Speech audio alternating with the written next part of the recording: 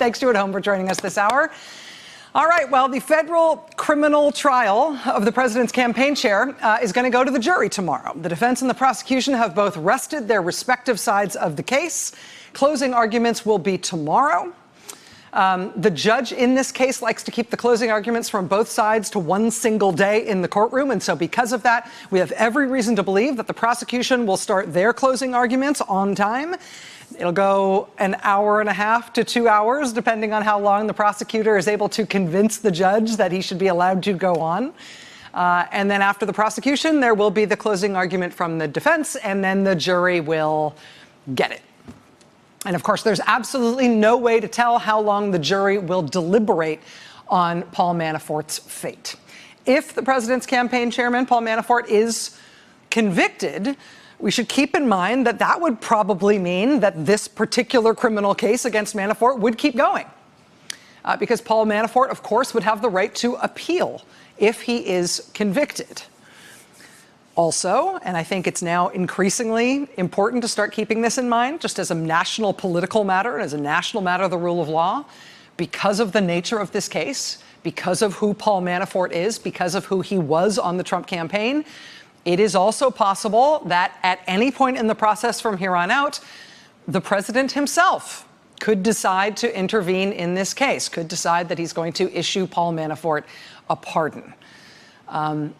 If that happens, that's actually the only eventuality that might happen next in this case that could affect the next federal criminal trial against Trump campaign chairman Paul Manafort.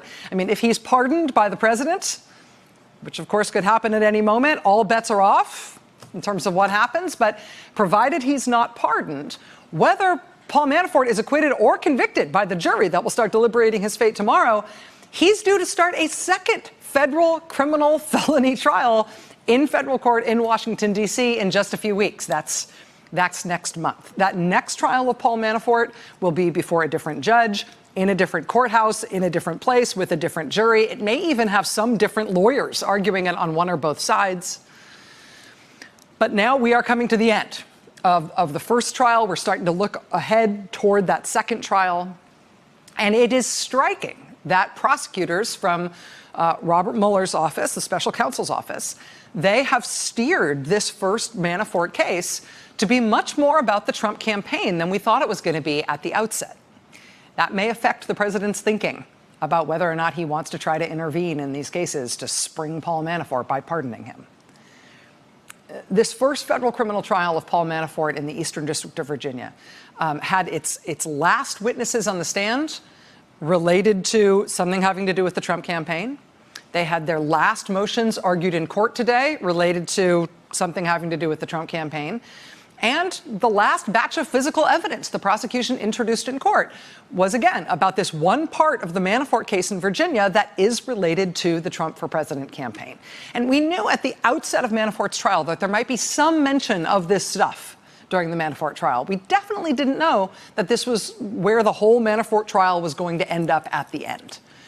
Remember, the first little piece of it we got to see was when Trump Deputy Campaign Chair Rick Gates was on the stand as a witness for the prosecution against Paul Manafort. Prosecutors introduced this email from Paul Manafort to Rick Gates. It's from November 24th, 2016, right after the election. In that email, Manafort says to Rick Gates, quote, "Rick, we need to discuss Steve Kalk for Secretary of the Army. I hear the list is being considered this weekend." Paul. Steve Kalk, of course, was the bank CEO whose little bank in Chicago gave inexplicably giant loans to Paul Manafort between Election Day and Inauguration Day. We learned during the course of Manafort's trial that those loans were actually the biggest loans ever made by this little bank, and the bank has apparently lost nearly $12 million on those loans thus far. Steve Kalk reportedly overruled overt objections from other people who worked at the bank who were opposed to giving Paul Manafort these loans, but Kalk was the bank CEO and the major shareholder, and he intervened personally to make sure that Manafort would get this money. So that came up a little bit while Gates was on the stand. Paul Manafort writing to Rick Gates saying, hey, we got to consider this guy for Secretary of the Army. But now we've got this. This is also from the trial, more evidence introduced by the prosecution. This is another email exchange involving Paul Manafort. It's also right after the election, a few days after that email to Rick Gates. This is November 30th, 2016.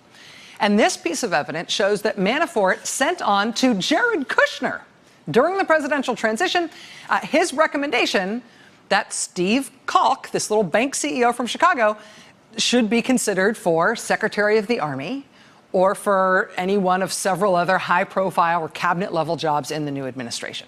So Manafort sends over to Jared Kushner that recommendation about this bank CEO at 3 in the afternoon on Wednesday, November 30th.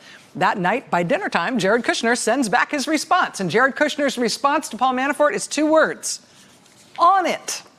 Exclamation point.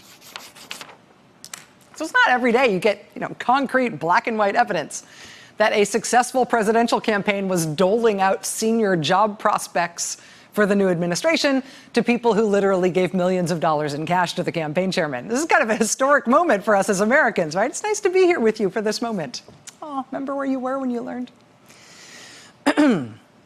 But there's a few consequences from this evidence that prosecutors have introduced, and that we expect they may walk the jury through in their closing arguments tomorrow. First of all, there's the question of whether there is going to be any criminal liability specifically associated with this scheme. There was a bench conference between the lawyers and the judge on Friday in which prosecutors described this bank CEO as a, quote, co-conspirator. That's the word they used with the judge. Prosecutors also described the bank CEO as having some other kind of criminal liability that they didn't elaborate on. But that bank CEO has been an unusual absence in the courtroom, right? There's been a lot of detail, a lot of evidence introduced in this case now about the Trump campaign apparently trying to sell off these high-ranking job offers. But Steve Kalk himself has not appeared as a witness in the courtroom. We've got all these emails and discussions related to him, but he hasn't been there. Among other things, that might imply that he hasn't made a deal with prosecutors that might have resulted in immunity for his own prosecution in exchange for his testimony, at least in the Manafort case. So that's one big question mark here. There's one thing that remains to be resolved and explained about this part of what was exposed in the Manafort case. Secondly, there's also the question as to how this all relates to the overall criminal charges that Paul Manafort is facing, that the jury's going to start deliberating tomorrow. Today was the day when Paul Manafort's defense team actually tried to make sort of a virtue out of this scheme for Paul Manafort. Some of this happened in open court today. I will read to you a piece from the court transcript today where the judge basically throws a lightning bolt in the courtroom at that argument. But basically what Manafort's lawyers tried to do at the very end of this case was they tried to argue to the court that this bank CEO, Steve Kalk, he wanted a Trump administration job so badly, he would have approved any loan from his bank for Paul Manafort, no matter how big a loan it was and no matter how ridiculous the paperwork was that Manafort submitted to supposedly apply that loan. No matter what Manafort had offered, no matter what Manafort had asked for, this guy was going to give it to him because he wanted that job. That's the argument being made by Manafort's defense, basically arguing that the bribery scheme, selling high-profile job offers in the federal government, that bribery scheme was so effective, it rendered the bank fraud moot, right? So we're good. Yeah, Paul Manafort sort of broke into the bank vault, but the bank president would have opened the door for him and let him take whatever he wanted. Dude thought he was going to be Secretary of the Army. Do you realize how cool that is? He'd get to run the whole army. That was the defense argument. So you'll see how that worked out in court today in just a second. I've got that bit from the transcript. But there is, I think, one last big consequence of this for us, just as Americans watching this dramatic trial unfold involving the president's campaign chair, while that president is still in office, right? And it's not necessarily about the exact charges that Manafort might face. It's not about the exact tactics his defense team is trying in court. It's this bigger picture question about us as a country and us as citizens in our government.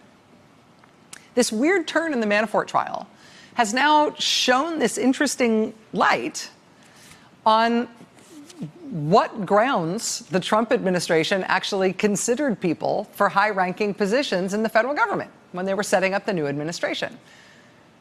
Right? And this is a live issue for us as a country in a lot of different ways. The president literally today started publicly deriding as a, quote, dog and as a crazed lowlife his former White House senior advisor, Omarosa Manigault-Newman.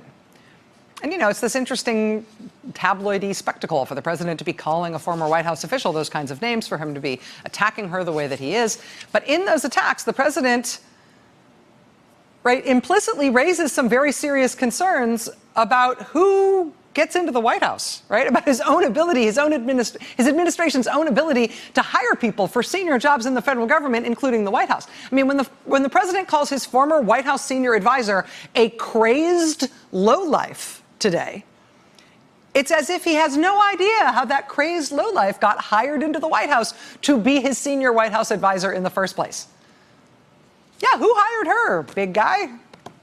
I mean, to that same point, how exactly did this bank CEO from this little bank in Chicago get to the point where Jared Kushner was, quote, on it to see that he was considered to be Secretary of the U.S. Army? I mean, we talked a little bit about the prosecution's evidence on that point last night. Prosecutors submitted this item into evidence, document number 452. In which the bank CEO, Steve Kalk, gave Paul Manafort what amounted to his job application to join the Trump administration. It was his statement of qualifications. It was his full list of all the jobs he wanted to be considered for in the Trump administration. The list of jobs he wanted to be considered for was titled by Steve Kalk, quote, prospective roles in the Trump administration. Not prospective, but perspective, not roles, R-O-L-E-S, as in jobs, but roles, R-O-L-L-S, like dinner rolls or somersaults. Perspective roles. But reading through this again today, marveling at the jobs that Steve Kalk really thought he would be up for, Secretary of Commerce, Deputy Secretary of Defense, Secretary of the Army. These are the jobs he thought he would be up for because, hey, he was a guy who'd given Paul Manafort a lot of money.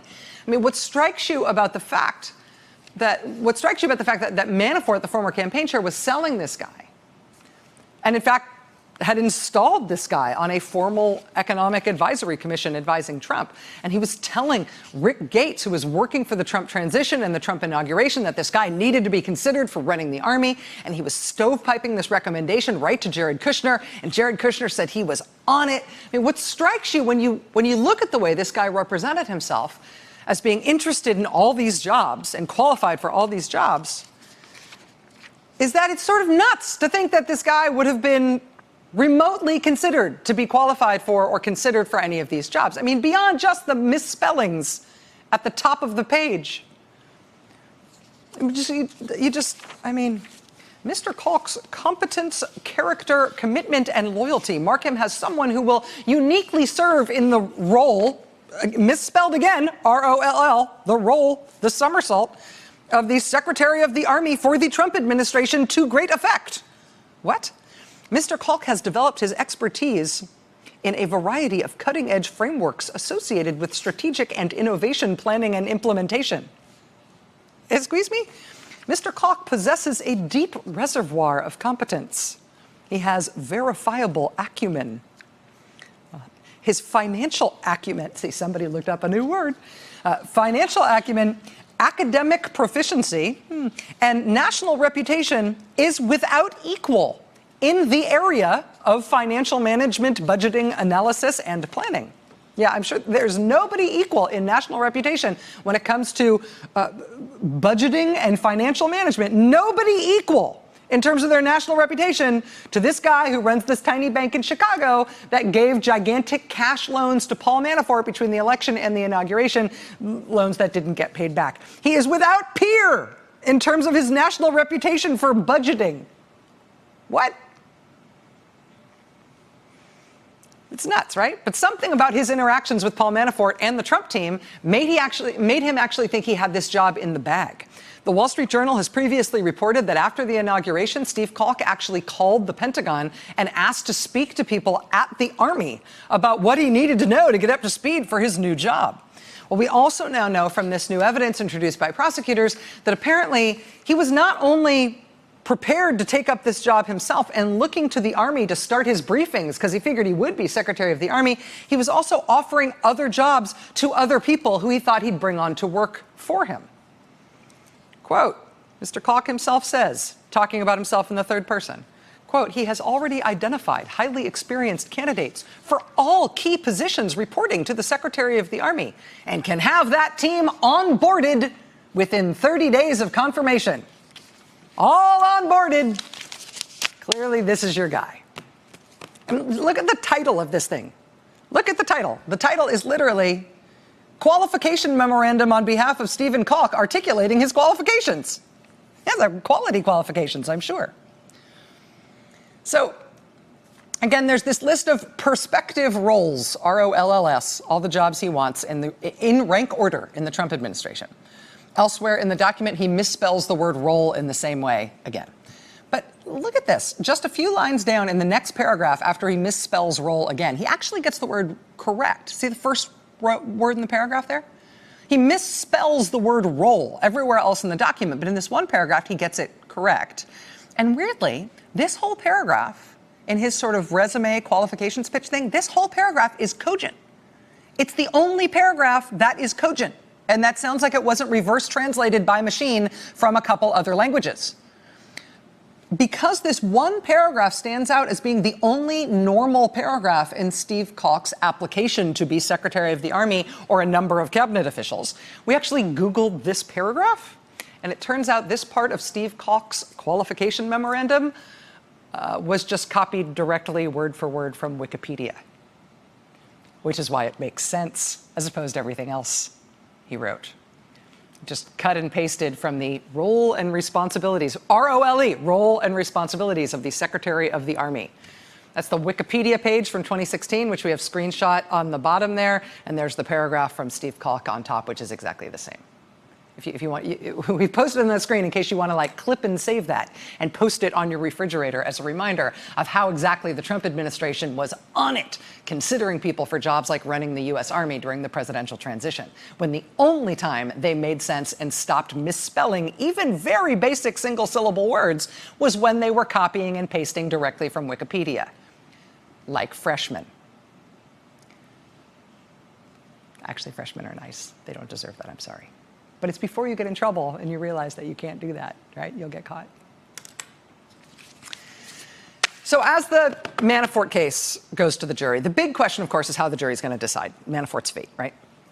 But there are other mysteries that this case has opened up along the way. There are still elements of this case, for example, that are under seal. The judge held a closed hearing without any spectators allowed in the courtroom yesterday afternoon, and again for 2 hours this morning. We have no idea what that was about or why that portion of the trial has been sealed.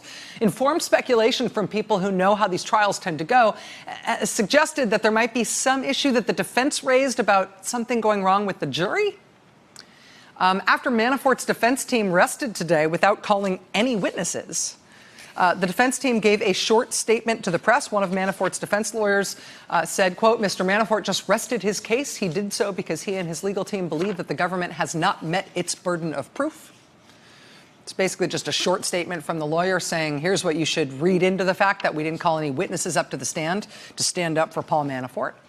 But after he made that short statement, reporters kind of chased the defense lawyer once he walked away from the microphone to try to ask him follow-up questions, including one from NBC's Julia Ainsley that pointedly did not get a response. So this is a reporter's audio recording of that exchange. Listen.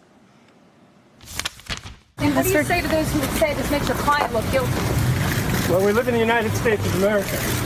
You're presumed innocent until proven guilty. Mr. Downing, the government cannot meet that burden. Is there a problem with the jury in this case? Are you confident going into the closing arguments tomorrow? We are very confident. Thank you. So 3 clear questions there. He answers the first one, skips the second one, answers the third one. The one he skipped is from Julia Ainsley. Mr. Downing, is there a problem with the jury in this case? Paul Manafort's defense lawyer, Kevin Downing, paused, looked right at Julia Ainsley when she asked that question, kept looking at her and said nothing in response. So whether there's something going on with the jury, whether that's the defense's contention that there's something wrong with the jury, whether that's the cause of all these sealed motions and sealed hearings we've had at the very end of Manafort's trial, we don't yet know. We will apparently find out sooner rather than later, though. The judge said in open court that all of those motions and all of those transcripts of these closed hearings will be unsealed when the trial ends. So we will eventually find out.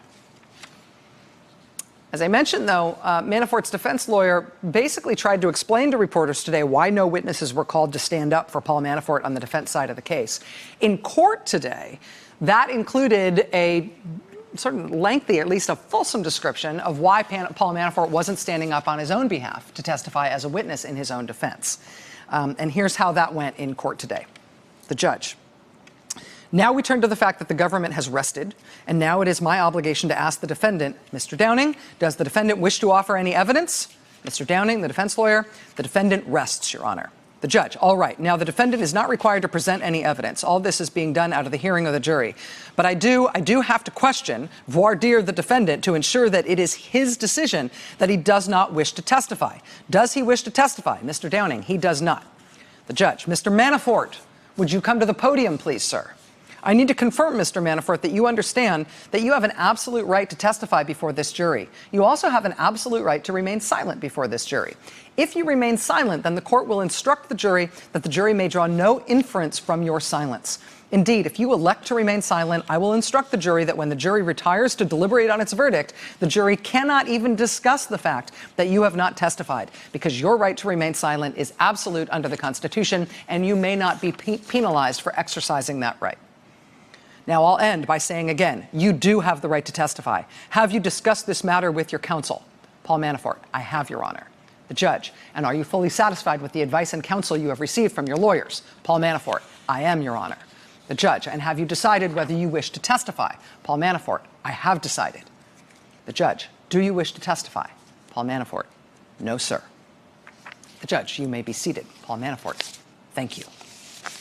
And the judge says, all right. That brings us to the end of the evidence in this case. So that's the end of the evidence. All the evidence is in. There's not going to be any more witnesses. None for the prosecution, none for the defense, including the defendant himself. I mentioned, though, that the defense made one last effort today related to the Trump campaign, to this guy who wanted to be Secretary of the Army and apparently thought he would be and was hiring up to get ready to take the job. Last night, Paul Manafort's defense team filed a last-minute motion to acquit, basically a last-ditch move to try to get the judge to throw out the whole case and acquit Paul Manafort on all charges instead of letting the jury decide his fate. Now, in particular, in this motion to acquit, they singled out all this stuff with this bank CEO from that little bank in Chicago as part of the strongest part of their argument that Manafort should be acquitted and it shouldn't even go to the jury. Well, here's how that went today in open court. The judge, quote, all right, I'll hear argument now on the Rule 29 motion, on which I've received briefs from both sides. You should have that in mind in your argument. Go ahead, you may proceed.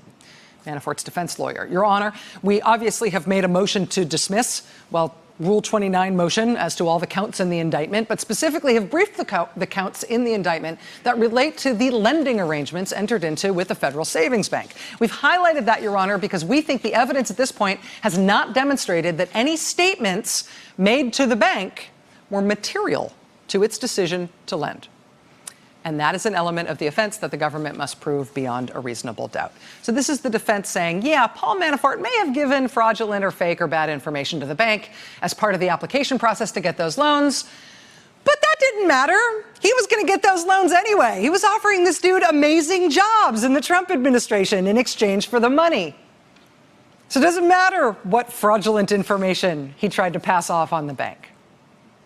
So the defense offers that in court today. They argue it back and forth for some time, both sides. And then the judge says this.